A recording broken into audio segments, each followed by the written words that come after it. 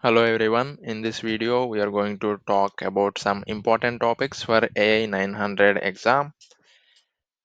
This will not include all the topics but some topics which are really helpful.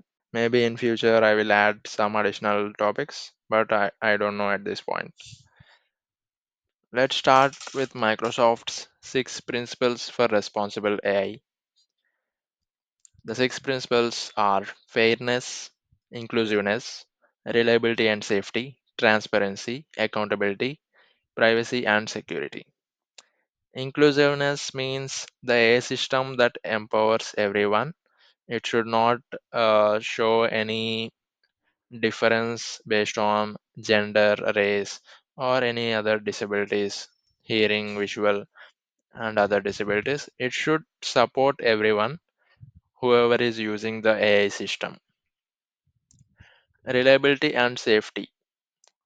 The AI system should operate according to the original design, and it should have the ability to respond to unanticipated conditions. For example, if we take self-driving car, it should anticipate the risks while driving the car, and it should respond to the unexpected condition. So that training should be included, or that consideration should be included as part of that training the model. For example, some additional steps should be taken to include the safety inside the AI system. It should resist to human manipulation. It should not be affected by the human manipulation. How to make sure this step in AI model? We need to include AI model validation step in the AI development life cycle. So while developing the AI model, we need to do some checks whether this AI system is working correctly, whether the AI system is reliable or not. These things needs to be considered in this principle. Accountability. Accountability means following the governance and organization requirements with legal and ethical standards. This ensures that decisions made by AI systems can be overridden by humans. We need to make sure that AI system is not out of our hands, and it should not become a threat to humans. So we should have control over the AI system. And AI should not be the final decision maker. If it is final decision maker, then it will become a Terminator movie. When I say decision making, I'm saying some critical decisions which can affect human life, or it can affect some financial decisions, something like that. So that is accountability. Privacy and security. Privacy and security includes providing consumers with information and controls on how their data is collected, used, and stored. So, how to ensure this? We need to establish a risk governance committee, which includes members from legal team, risk management team, and a privacy officer. So security of the customer's data should also be maintained. If the AI system is collecting some data from consumers, they should know how that data is used, whether that data is safe or not. We need to consider the security of the data. Fairness. AI systems should not reflect biases from data used to train the systems. For example, it should provide same results to people living in rural and urban areas. Of course, if it is not relevant to the output. So if the output is not depending on the areas, for example, whether people living in rural or urban areas, it is not concerned with people at all, then it should not show any bias because that model is trained using data related to this topic. So it should not have any biases that have occurred from training data. So How do we resolve this, or how do we deal with this? We need to make sure that the data that we train, it is it has minimum bias, and obviously we cannot control the biases. So what we need to do is we need to validate, and we need to do some testing on the AI system so that it is giving the results which are fair to the users. That is about fairness. Transparency. Transparency is about showing how the AI model works, its possibilities and its limitations. One of the example is including documentation about how that model is working, or some research paper about that model which is created. So when we do these things like creating documentation, then it will build trust to the consumers, and that is why it is transparent. For example, an AI system for loan approval, if it can show the factors used to make the decisions, then that will create transparency about how this model is making that decision. So this is one of the question that you can get. How will you implement the transparency principle while you are using Azure machine learning? So you need to enable explain based model. When you enable explain based model, it will have additional details about each model, how it is taking the features, and how it is calculating, or how it is making the decision for a given model. That is about transparency.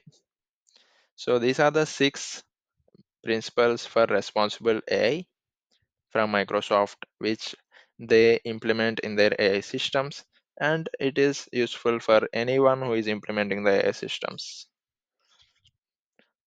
Let's go to the next topic, anomaly detection. Anomaly detection is identifying transactions that are potentially fraudulent, like identifying credit card fraud, for example, network intrusion, which is not normal, suspicious sign in different from normal pattern, finding abnormal clusters of patients, checking values entered into a system. Anomaly detection is basically identifying the values which are not normal, which are like outliers. So the process of identifying those outliers is called anomaly detection. So these are some examples where anomaly detection is implemented: suspicious sign-ins, abnormal clusters of patients, checking values entered into a system. So these are the things that we can consider as anomaly detection. Next, we are going to see some important keywords or important concepts for AI 900 exam. The first one is computer vision. Computer vision is a part of AI where the AI has the capability to analyze the world visually through cameras, images, and videos. Conversational AI is an automated chatbot that answers questions using a knowledge base. Knowledge mining. Knowledge mining is extracting insights from unstructured data to provide relevant answers, such as those about refunds and exchanges. Natural language processing. It enables machines to understand, interpret, and generate human language. Image classification, categorizing images based on their contents. Text classification, categorizing documents into predefined topics. There are more keywords as well, but here are some important keywords which I want to highlight for now.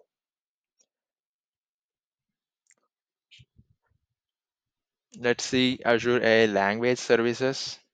In text analytics, we have capabilities like sentiment analysis, which is basically determining the sentiment of text, whether the text is positive, negative, neutral, or mixed. Key phrase extraction, identifying important phrases within a large text. Language detection, detecting the language of a given text. Named entity recognition, identifying entities like names, organizations, locations, and dates. PII detection, redacts sensitive data like phone numbers and credit card details. Text summarization, generating concise summaries from large text content. Conversational language understanding. Previously, it is Lewis in Azure AI.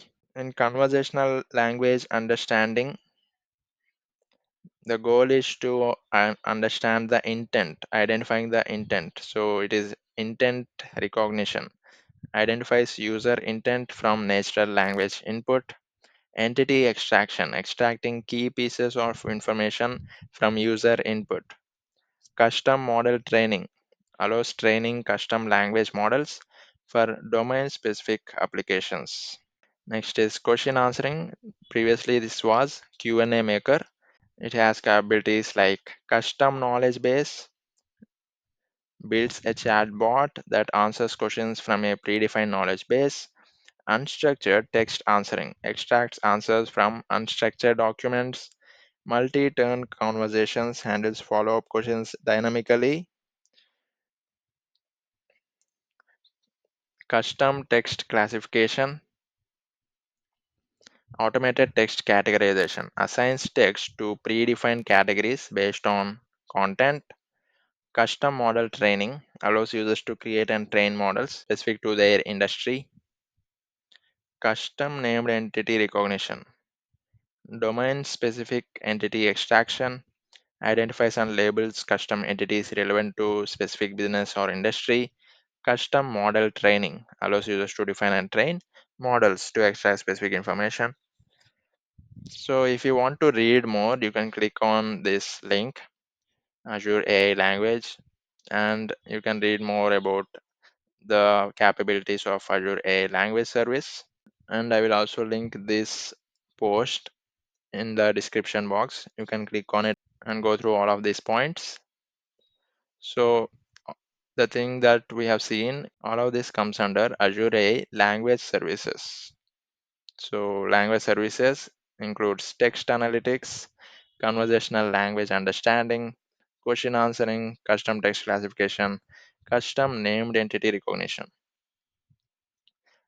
Now let's go to the next topic, Azure Bot Service.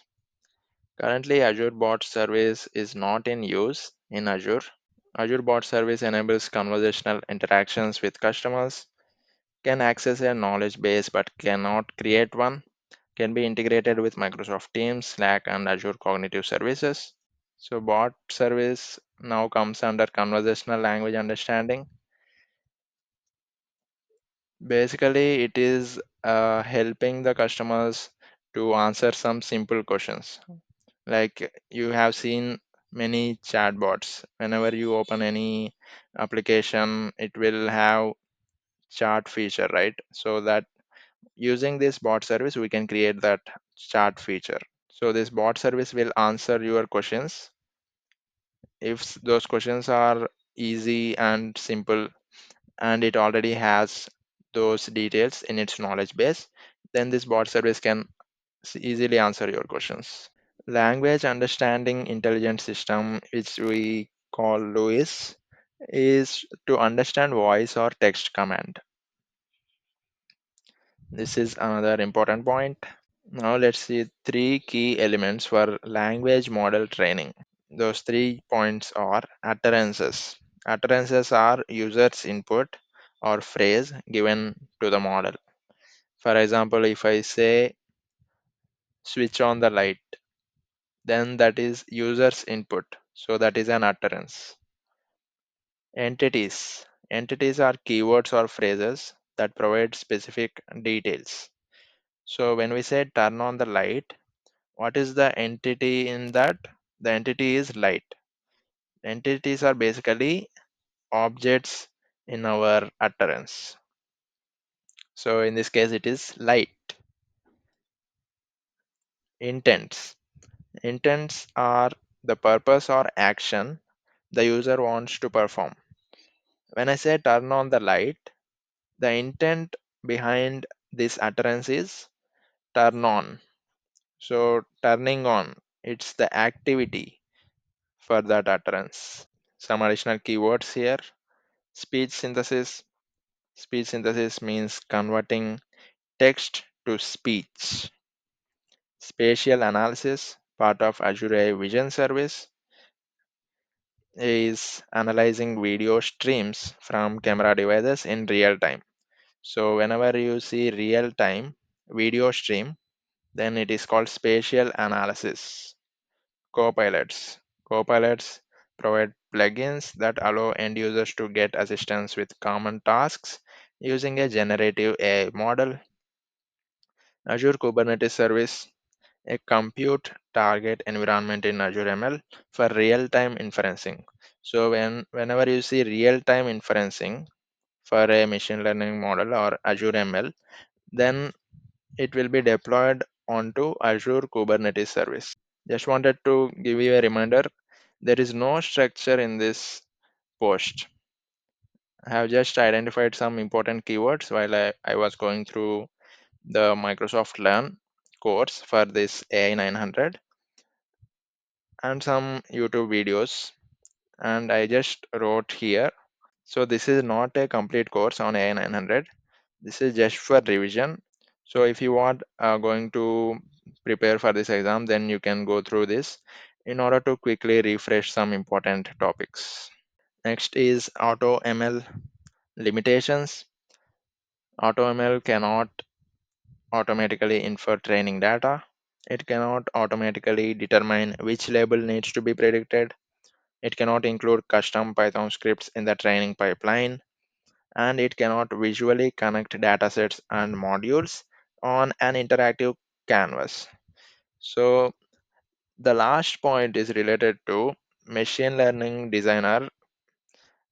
So it is not related to AutoML. It is related to machine learning designer, which is a different feature. So the best way to prepare for AI-900 is to go through the Microsoft Learn course.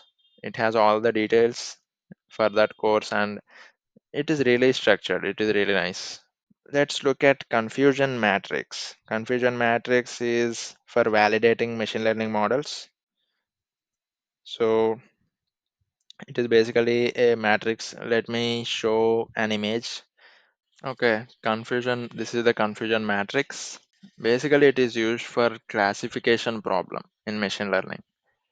You have predicted labels, positive or negative, and actual labels, positive or negative. So when the predicted and actual both are uh, positive, then we call those true positives. If the prediction is negative and actual value is also negative, then it is called true negative. If the prediction is positive but the actual is negative, then it is called false positive. If the prediction is negative but actual is positive, it is called false negatives. So this is about confusion matrix. Now let's go back and see some important metrics which you can create using this confusion matrix. So true positive is actual label is true, model predicts true. That is true positive. True negative is actual label is false, model predicts false. False positive is actual label is false, but model predicts true. So this is also called type 1 error. False negative is actual label is true, model predicts false. This is called type 2 error. These are the key metrics that we can create using confusion matrix. First one is accuracy. Accuracy is true positives plus true negatives divided by total. So it includes all the values in the confusion matrix. That is true positive, true negative, false positive, false negative. Precision. Precision is True positive divided by true positive plus false positive. How many predicted positives are actually correct? That is precision. Recall, which is also called sensitivity, is true positive divided by true positive plus false negative. How many actual positives were correctly predicted? F1 score is a combination of precision and recall. So 2 into precision into recall divided by precision plus recall. So balance between precision and recall. Specificity, true negative divided by true negative plus false positive. How well negatives are identified. So that is about confusion matrix. Let's go to tokenization. It's an interesting topic and it is part of natural language processing. It is about breaking down large text into tokens. A token is a part of text. For example, if we have a sentence, tokens can be words in that sentence, which are assigned a numeric value. So if a word is repeating more than once, it will have a single numeric value to represent it. Depending on the NLP problem, these techniques are used as part of tokenization. So these are some techniques which include text normalization, normalizing text to make the text suitable for further analysis. For example, removing punctuations, changing text to lowercase. Stop word removal, removing the words which do not add meaning. For example, we have some words like a, the, it, which are the words which do not add any meaning. These words are basically called stop words. So stop word removal is one technique. N-grams. N-grams are based on number of words. Phrases are called n-grams. So one word phrase, for example, if a phrase has only one word, then that is called unigram. If a phrase has two words, it is called bigram, three words, trigram, and so on. What is stemming? Stemming is consolidating words before counting them based on root word. Power, powerful, powered are considered a single token. So basically, these three have almost same meaning, and they are from a single word with different suffixes or different prefixes, something like that. So all of this will have a single token that is called stemming. So that process of creating a single token for multiple words like this, that process is called stemming.